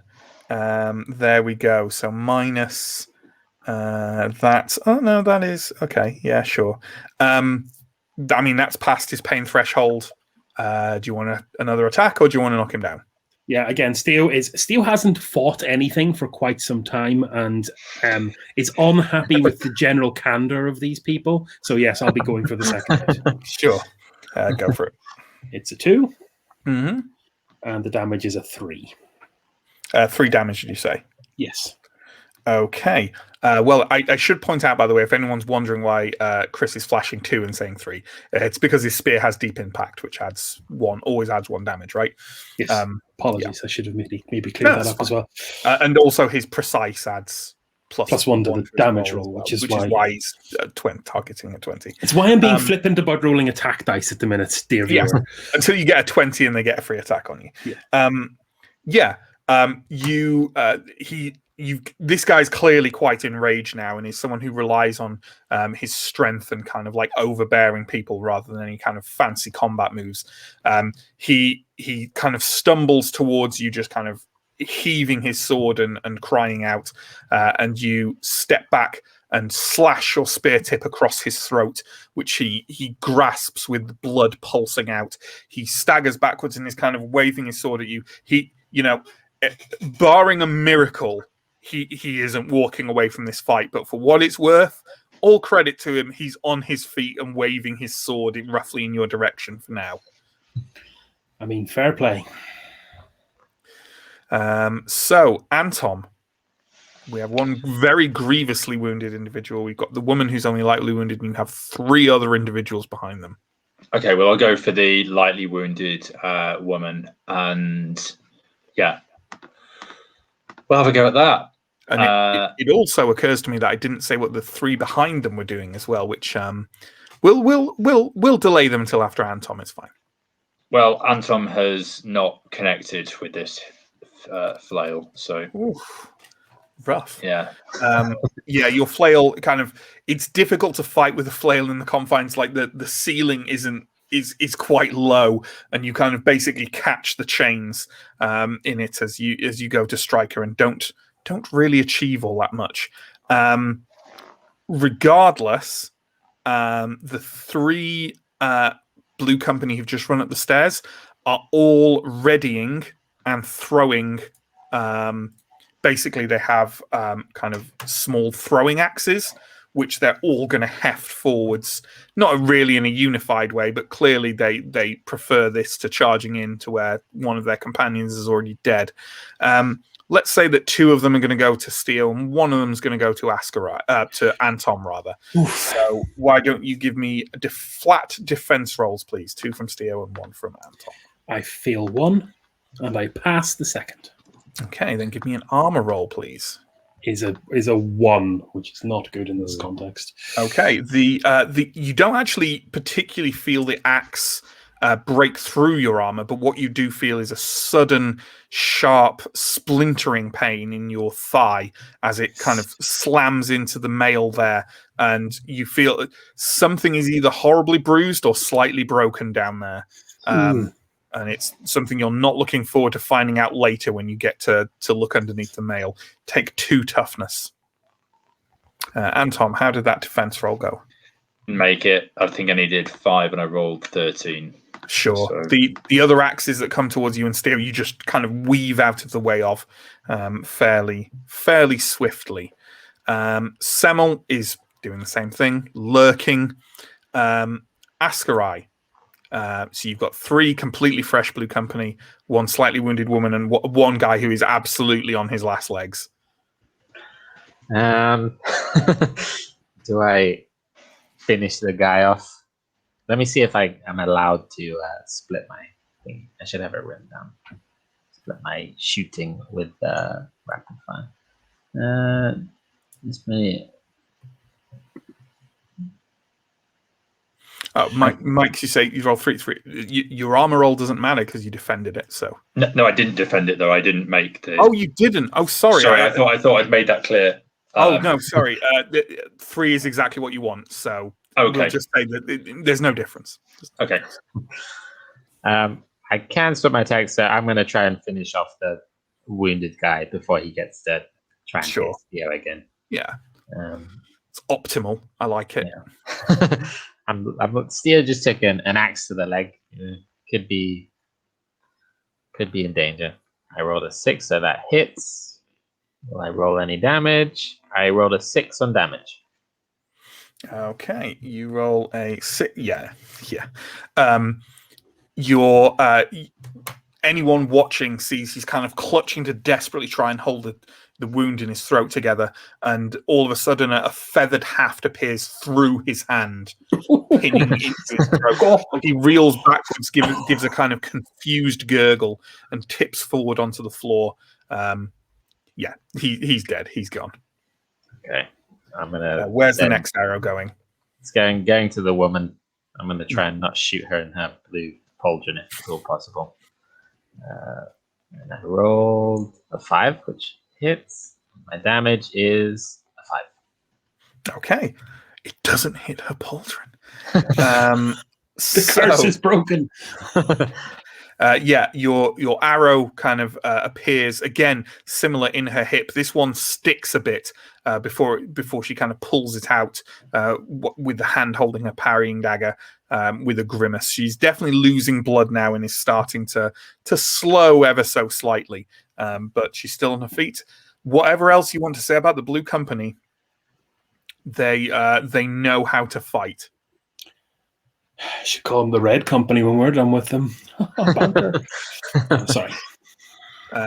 There is, again, no sign of Earthons. The Blue Company, on the other hand, the 3 lurking behind are going to charge forwards, which does mean that they get...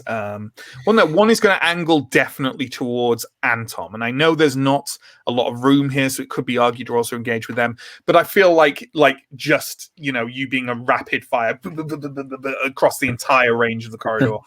I don't like that imagery, so tough. Yeah. But you're going to get a free attack. You get a free attack on 2 of them. So let's do that right now. Okay. First hits with a damage of 9, 8 plus 1. Mm-hmm. And do you want the second one, or do you want to give us the narrative? Yeah, let's. Do them fully one by one.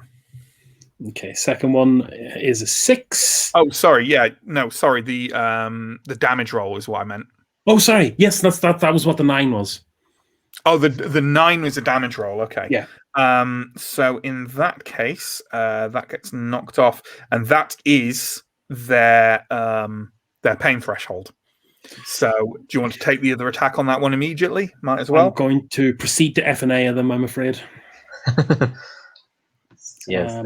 Again, a 3, which is absolutely fine for damage, and another 10 on damage. 10. So the first one that's kind of running in is a quite a slightly corpulent man with a big kind of grin on his face, who seems very much in anticipation of cornering some vulnerable individuals in a darkened corridor and doing horrible violence to them. Unfortunately, he doesn't get to do anything like that because your spear tip punches through his eye, and he kind of gurgles and rolls off to one side and slumps on the ground on top of the body of the large, like the big muscly guy you just killed as well. Second one. It feels like Steo's finally hitting his stride, huh? This is exactly the space you don't want me in. A guy with infinite free attacks on people closing my space. Just don't put me in a corridor and you're fine. Yeah, if I wanted to defend a corridor with a melee weapon, it'd be a spear. So yeah, that's a hit. Damage is 9. God bless you, D10 tonight. And that's that pain threshold, and you get another hit. Again, I am probably getting a bit bloodlusty now, but yes, going for the kill again. Another 9, and a damage of 3, which doesn't get past their armor. The next individual is quite a sort of kind of a guy with a more average build and kind of long flowing hair with a blue plait kind of threaded through it, and he dashes forward and catches a rather nasty cut along his bicep from a spear thrust from you before kind of leaping back and deciding that caution is a far better approach here. The other individual, as I say, which is a fairly sort of perhaps looks like she was even related to the big dude with the unfortunate throat incidents. Kind of a big muscled woman who is charging towards Anton, swinging a sword. So their attacks now. I believe, Steo, you are due for 2 attacks. One from the survivor of the original wave and one from the long-haired man. So why don't you give me the defense rolls for that? Okay, here we go. Got a 7, which passes the first one. 10 is my defense number, and 3 for the second. So thank you, armor. Okay. Thank you. Would be wobbliness. Thank you, defense. Yeah, you weave between the two of them. They come nowhere near you. Anton, why don't you give me a defense roll for this woman charging you? Don't make it. Needed 5, rolled 16. Cool. Give me an armor roll then, please. Okey-doke. Oh, 2. Okay. Well, it's not too bad, although Mike appears to have frozen on us. Yeah, I rolled 2. Okay, there you go. Yeah, so she charges you and manages a cut along your chest that carves through your robes and deals you 2 toughness. Did you remember to roll your blessed shield as well, by the way? Yeah. Yeah. Cool. Yeah. Snake eyes. So, behind that wave are 3 more. Notably, one of them is Captain Tradella, who kind of saunters up the stairs with a kind of faint grin on her face. The 2 flanking her also heft out throwing axes and pitch them forward. One at Steo, one at Anton. So that's another 2 defense rolls, please. Well, 1 from each of you. I succeed on the defense. Oh, 20. Oh. That ain't good. That's a paddling. So, which I didn't have the rules for this stuff open before, because why would I? So yeah, a fumble defense. Yeah, the damage received is increased by 3 before armor is rolled. So give me a armor roll, please. 8. So no, not good enough. What, your armor roll? Oh, sorry, armor roll. Yeah. 4. Okay. Well, the axe makes contact with you, and it spins away from your shoulder, and you think at first it's just been kind of thumped with the haft or something before you feel a kind of spreading warm wetness running down your arm and under your armpit and down your side. Take another 2 toughness, please. What is Anton on at the moment? Because I'm aware he does not have that higher toughness. 4 out of 10. So I've only taken 4 points of damage. Okay. That's not too bad then. So, Steo, you are engaged with two individuals. Are you trying to strike at the woman with the lucky blue pauldron, or the long-haired man who just engaged you? So Anton took the most beating from a guy who's not even engaged with me yet. So I'm still going to focus on the new gentleman. Okay. Oh no! That's terrible. I still roll damage though, according to that. Oh yeah, you absolutely do. Yeah, you've hit them. They just get an attack on you after this. Yeah, and that's 7 damage. 7 damage. Okay. That, of course, does that go over there? No. What, 7? Yeah, 7 in total. No, sorry, that does not go over there. Their pain threshold.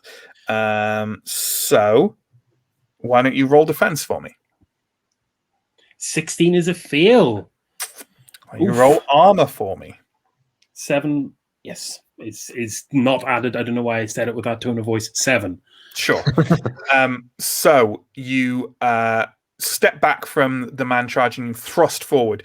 You've left a hole rent in his belly, and he kind of looks down, kind of confused that perhaps it's going to end for him this way, before wildly thrashing out with you with his sword as he stumbles forward, but it just clatters against your armor.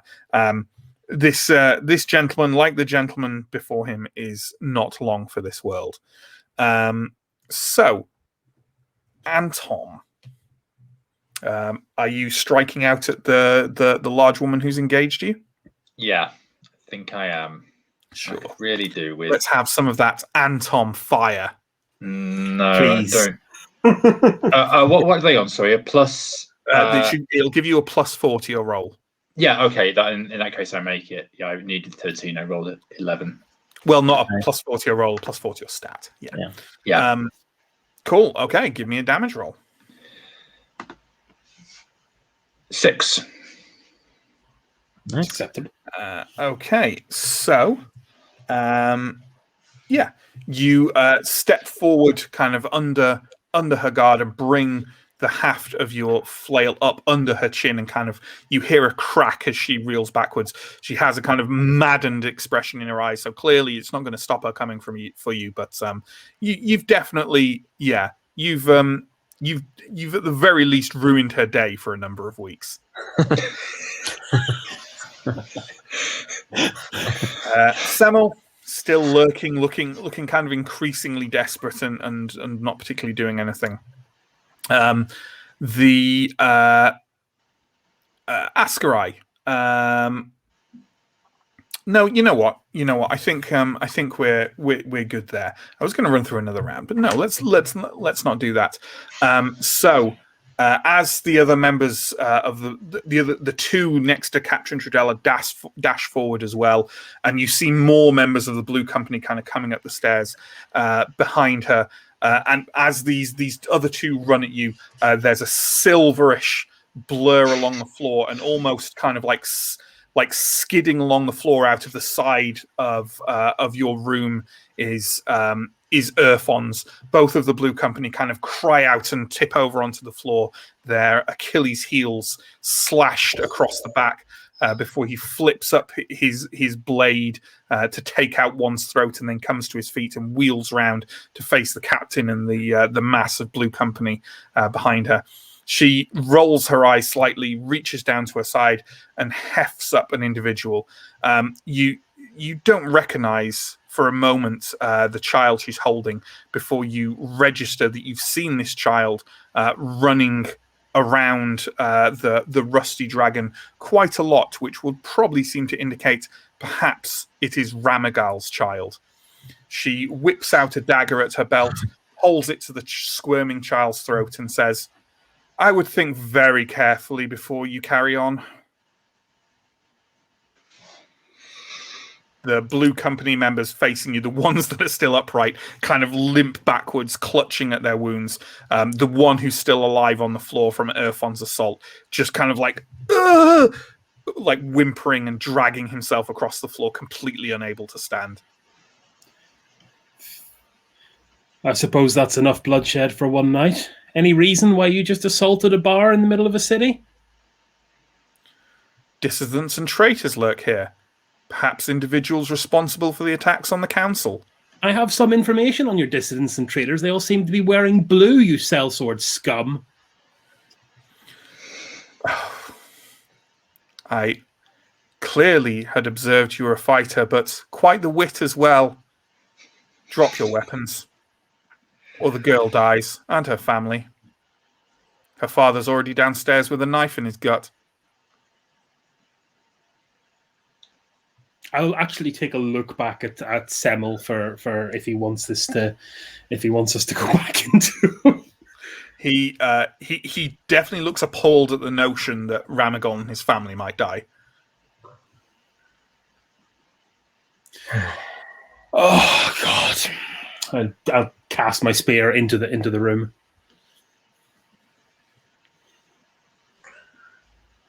I'll And drop the my priest and the changeling. bow. Drop my bow. Yeah, we'll drop the flail. And the goblin. Nice sword, that. The Urfon's kind of raises himself up because he was kind of like part on the floor, almost kind of like superhero pose, one hand on the floor, sword held behind him. And he straightens up, turns around to look at all of you and says, "It was a roll of the dice." Tosses his sword onto the floor.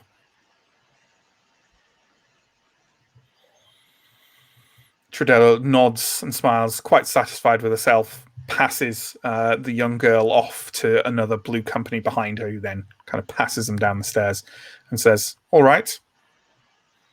One shout from me and they die." She turns to another member of the blue company. "Shackle them." They come forward with shackles and manacles ready to take you into custody. Is there any funny business about to happen? I'm not built for funny business in this situation, so I will submit. I don't think so. No, I don't think so either. If I'm nearby, I might kick the door, not our door, the other person's door. I don't know. Was there a window in that room? Sorry? Was there a window in that room when we went? There were windows in that room, and I believe we had a general sense of wanting to conceal what door we'd come out of. So I think the door is shut. And Urfon specifically leapt into your room and then came out from it. Yeah. He's a clever boy.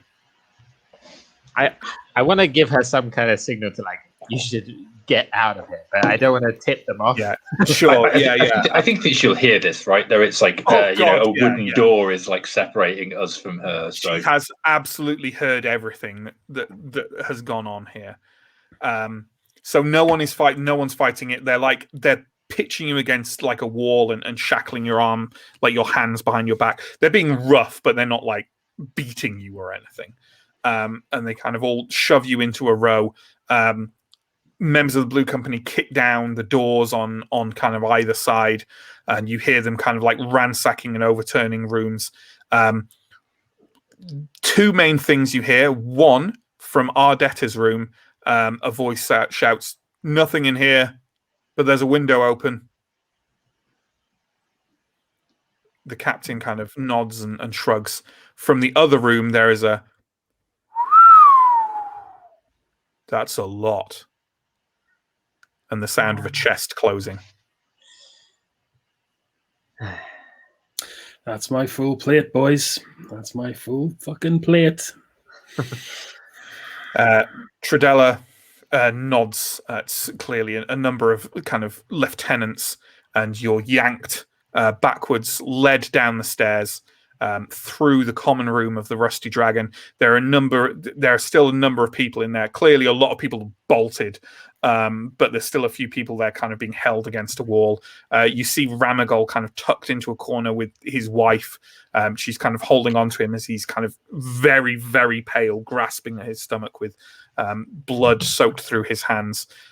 and they yank you out of the Rusty Dragon and start marching you north up the main road of the town.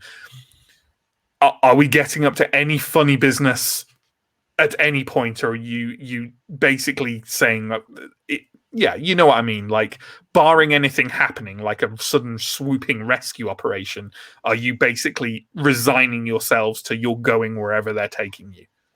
Yeah, well, I think we get a chance to see the jail at this stage, so that's probably the only good thing that's come out of this. There's a steep price to pay, 700 thaler for a flipping what a trip to plan, jail. Theo. What a plan. Such a plan. Played to perfection. Hey, look, we might also get a chance to talk to the executioner. Briefly. You are led through the streets exactly as you suspect, and presumably Theo also suspects. You are led up north and then round to the west and towards the town hall. There's a number of Blue Company outside it still. You are hauled through the door. The main sort of room of the town hall that you can see is a large open space with a number of desks scattered around it, all of which are empty. It is remarkably empty. There are a set of stairs leading upstairs from where kind of torchlight and firelight flickers, where obviously something is happening. And there is also a set of stone steps leading down, which you are marched down quite firmly. You are marched into an underground basement area, quite a sprawling area. It seems to have a number of storage rooms over to one side and one central corridor along which are a number of iron-barred jail cells. A few things occur to you as you are marched down them. One of the jail cells, the largest, is full of, you'd estimate, about 15 dwarves, some of which look a little bit the worse for wear and battered. A cell a couple down has one individual in, a rather somber-looking middle-aged man who kind of gazes mournfully out of the cell as you march along. The other is that outside kind of each of these cells are a number of individuals guarding, but they are not members of the Blue Company, because all the members of the Blue Company are human, and these are goblins. You are marched down a bit further than the man. A jail cell is opened, and you are unceremoniously shoved inside. The lock goes. Captain Tridella steps back, nods at herself, an evening's work well done, and the Blue Company en masse leaves. Okay. I'll give Irfans a look, kind of like regarding the goblins. Like a He shrugs, like, I don't know all goblins. You racist fuck. Are we still shackled at this point? You know what? No, they did remove your shackles before they threw you into the cell.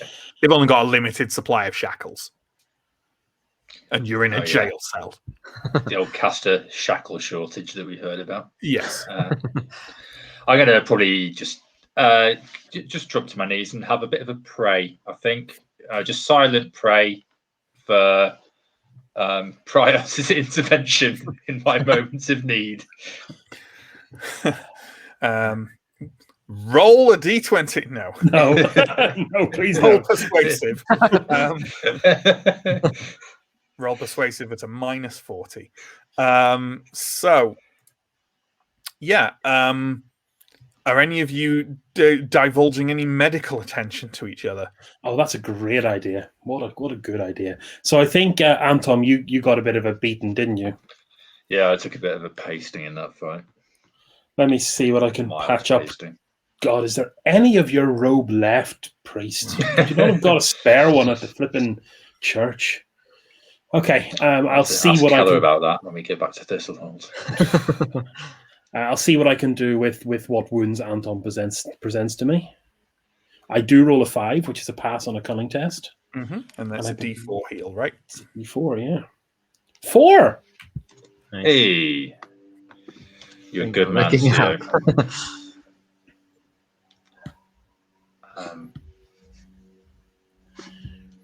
Great. I like my wounds are bad, but like I don't think any of them were grievous. So I'm kind of just Sure. working on the assumption I'm going to shrug them off. You can make a roll for yourself though if you want. There's no reason not to, right? I think I want to invite Anton to do it. I'm being very stoic about the whole thing, and maybe just Sure. a little bit shell shocked. I mean, it does kind of make sense for you to try and heal each other's wounds rather than your own, certainly. Yeah. But let's see how this goes. No, failed, missed by 1. Sorry, Steo. Anton doesn't know what to do if he hasn't got bits of his robe to wrap around you. It's all gone. So yeah. Okay, I guess I'll have to do myself, There's a thought for the Anton stands. or at least try. Robeless Anton. Oh no! Check the tier of our Patreon that gives you robeless Anton picks. What was this roll for? Sorry. This was my self-medicus roll. Oh, Well, I think there's only one solution I can think of a 20 roll for attending to your own wounds. I think you should take another point of toughness as you realise that they're worse than you thought. Ouch! Balls. Oh. while they're doing this, can I talk to these goblins? Well, Yeah, talk you can. at them. Yeah, sure. There's one outside your cell looking quite bored. Hey, Perhaps I don't know. Maybe you're. I'm advancing the question here. They are not wearing any blue. okay, it's good to know. I'll just say, hey, God, He kind of looks up at you lazily, and then looks away. what? Scratches something unpleasant on his jawline. Why are you here? Why? You're the only goblins you've seen in the whole town. Elf, shut up. I'm not an elf. Look like elf.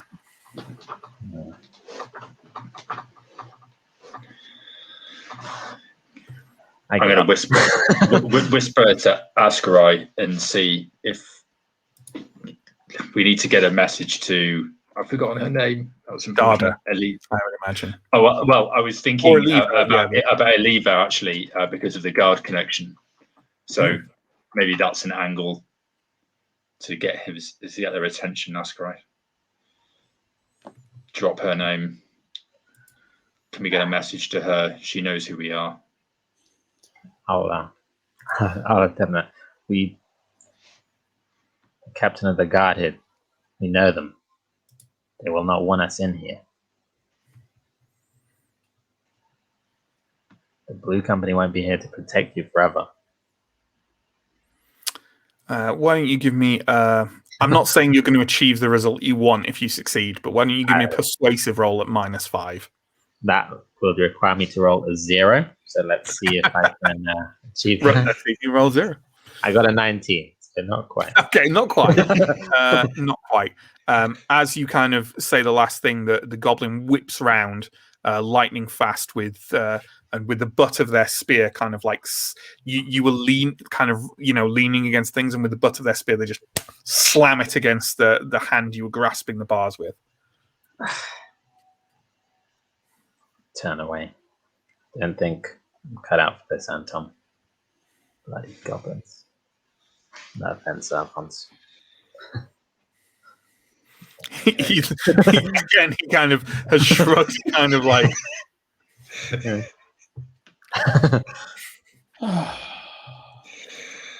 Well, let's hope. Baffled by the sudden casual racism of his friend. I'm saying, these bloody These goblins. specific as goblins, opposed to sure, all, yeah. which is why I need to clarify with Alphonse. You see, that's legitimately racist. Mine was maybe a goblin would react better to a goblin talking to them in their own language rather than. Oh, never mind. I suppose I'll just sigh and go, well, let's hope we got enough done.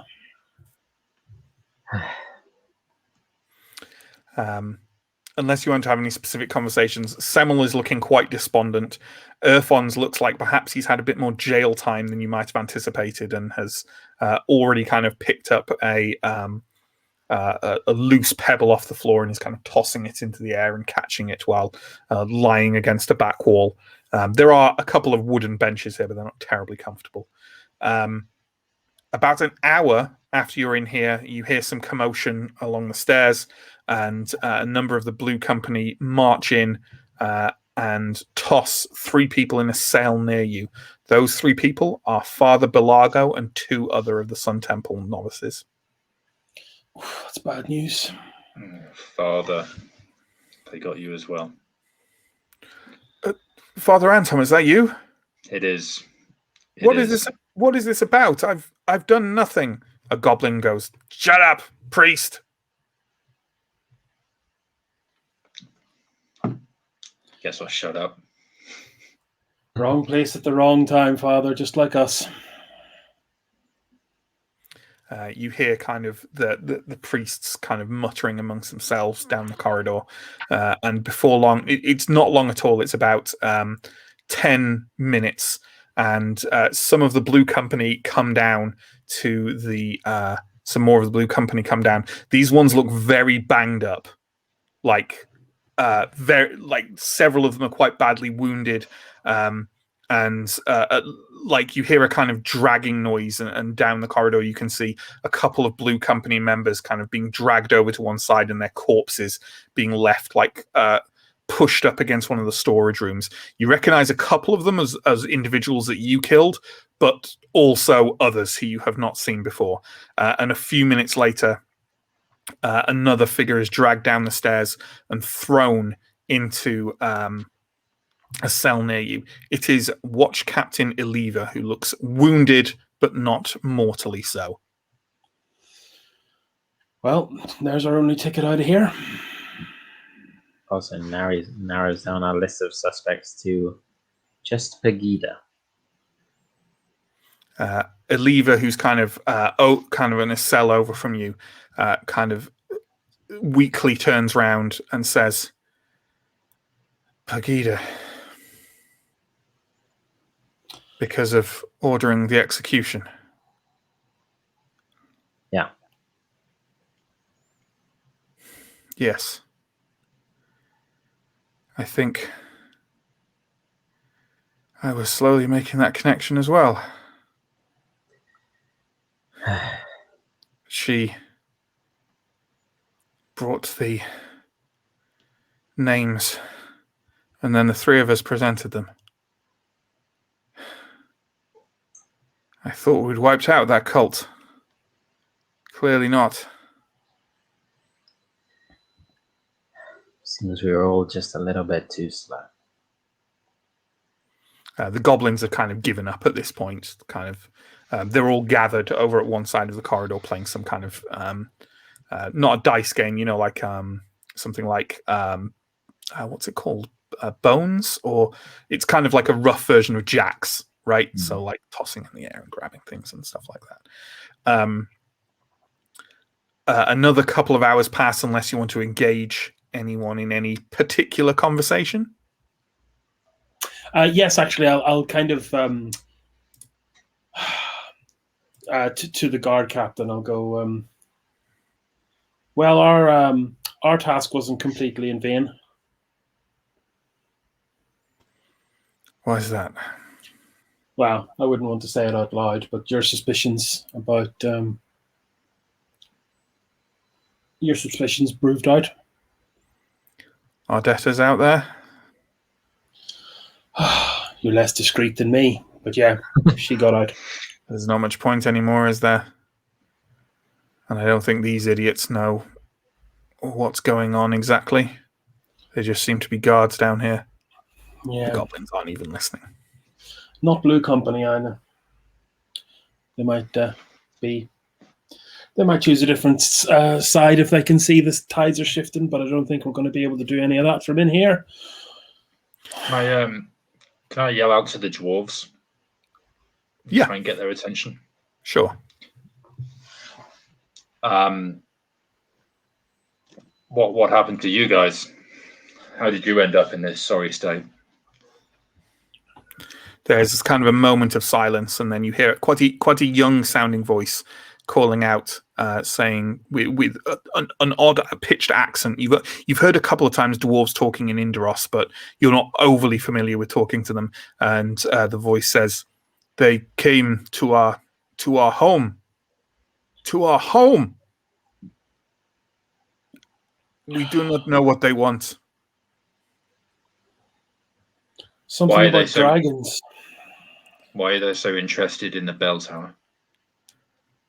It is protection from evil, from things that dwell in other places.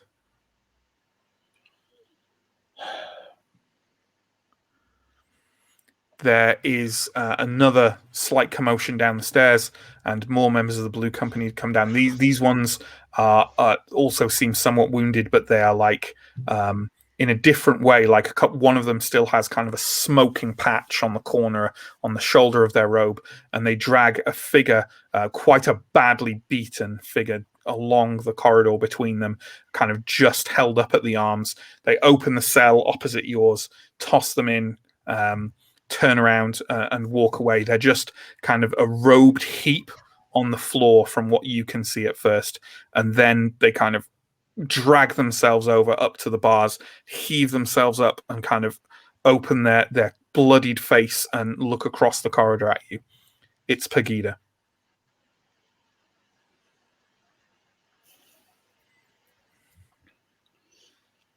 It's all the suspects tonight. Well, now I have no idea. Suspects? Why It's am I the a mayor. suspect? Of what? I helped you. A lot I've of got people no have helped. idea why I'm even here. A lot of people have helped us and then turned on us later. You seemed to put up a good fight, though. One of them was still smoking. That wasn't me. That was Master Isocles. Oh. There'll be ash to sweep up in the morning. I don't know what they've done to him or where they've taken him. They came to the tower for him. What did you suspect me of? This dark magic conspiracy, the reason why the one bell that protects this town is under guard by the enemy that assails it. Something to do with dragons? We didn't get that far. Anything about dragons? But why? Mayor. What have I done? I don't know. Wrong place, wrong time. Standing between them. No, and she's the... asking what she's done for you to suspect her. Oh, okay.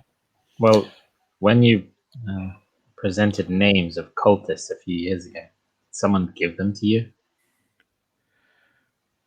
I brought them to the council. They had to be brought, but I didn't provide the names. How did you get those names? He said it would be politically awkward if he presented them. A set of footsteps start coming down the corridors. A tall, lanky individual stops between your cells, kind of tips his slouch hat slightly, and slowly starts teasing the long gloves off the end of his hand, and then drops them to the floor. Cagliostro walks over to your cell, kind of kneels down slightly as you're all kind of slumped down, removes the slouch hat and drops that to the floor. You see an odd scale of skin across his forehead, 2 horns raised up, but he's wearing no mask. He says, "Gentlemen, welcome to a new dawn." I think we'll leave the session there. Cagliostro. Oh, I told you he was sketchy. I said at the time. It was obviously sketchy. It was obviously sketchy. It was always him. So that's the session there, folks. If you've got any comments or questions, please slam them into the chat as violently as you can, and John will pick them up and pop them up here for us to discuss. In the meantime, I've got some promo to do. So we've got a bunch of links down below. We've got links to our YouTube and our Twitch. You're watching on one, please check out the other and follow and subscribe and all that good stuff. We've got a bunch of links to our social media. We've got links to our Discord where you can join up and talk to us about telling tales and role-playing in general. We've got links to our Patreon. We've got lots of lovely treats there on various different tiers. If you feel like supporting us, that would be more than welcome. We run 3 weekly campaigns, Monday, Tuesday, and Wednesday. Each is at 8 o'clock BST. Monday is Call of Cthulhu. Tuesday is Vampire the Masquerade, and Wednesday is Symbaroum. We also run monthly one-shots on the first Saturday of every month. That means that this Saturday is one, and it's going to be Fiasco, which is a lovely GM-less fiasco of a game. Coen Brothers style caper. Please join us for that. Myself and John and Pierre and other Matt are going to be in that. That'll be great. We have had a follow tonight from Erifin76. Thank you very much. I think I recognize that name. Perhaps you follow us on Twitter or already, something like that. But thank you very much. And also, we had a wonderful announcement tonight, if I do say so myself, which was that we are going to be running a fortnightly game soon in association with Free League, who are the creators and publishers of Symbaroum. It's also going to be Symbaroum with a different kind of character set, but some common players, and that's going to be starting on Sunday, May the 9th at 3 p.m. BST over on the Free League channel. We'll be publishing loads of stuff about it over the next week and a half, so stay tuned for that kind of stuff. But we're really looking forward to it, and obviously it is thrilling to be working with Free League on this. Yes. So, with that in mind, that's all my promo done. Have we got anything to discuss from chat? Please, Jonathan. Does anyone have any spare XP to spend on the jailbreaking skill? Yeah, there's a jailbreaking boon. It costs 5 XP, and it's just instantly get out of every jail and instantly kill Cagliostro. That's what it actually says in the description. I mean, I'm stunned that you guys didn't take it. But yeah, well, there we go. Never trust a man with a fancy hat. Yeah, well, quite. I've always operated by that principle, violently at times. I'm finding myself actually very angry about the fact I may have lost my one chance to get full plate. Because your chest of gold has been gone, absconded by the Blue Company. I might just burn this whole town to the ground just out of spite now if I don't get it. If I don't break even on this endeavor. I think it's the only moral choice. We're gonna Semmel is gonna owe us that money if we lose it. We're gonna hold Semmel personally responsible. Personally responsible. He'll be working day and night for years to repay it. I think that's everything from chat, unless anyone has anything else. One last thing for my players, I guess. So yeah, Cagliostro. What level of suspicion did we have that he was gonna be the one? I suppose we haven't had too much interaction with him, but I knew he was sketchy. Yeah, 100%. He was definitely on the sketchy list. But I was more concerned about the mage lady, actually, based on bits and pieces. Sure. But I thought he was kind of the dupe, and she was the. I ringed the ringer. Yeah. Well, I didn't. The person who wrote Bell Tolls for Kastor did, because that isn't me. I think when we were introduced to him, he definitely was introduced as like, this could be the bad guy. But then as things went on, it kind of seemed to be leading towards Pegida. It wasn't until right at the end I was like, of course, Pegida has gotten these names from Cagliostro, who is the bloody stupid bad guy who's ruining everything. I like doing the bit where he has like the horn and it's not a mask. Like he looks like the mask, but it's not a mask. Your traditional spooky cult. If you think about it, it was like Ramagol's kid that really got all this in motion. So I'm not ruling that cursed child out yet. No, it could well be her. I think. I think that's not only likely, but definitely the truth. So. Thanks to everyone. Thanks to John for being an excellent stream manager, as always. Thanks to my wonderful 3 players here. And thanks to everyone who watched. Check us out next week for more Symbaroum. And of course, please do tune into our other stuff and to the Free League channel on Sunday, May the 9th at 3 p.m. BST. Thanks very much, everyone. Take care. Goodbye.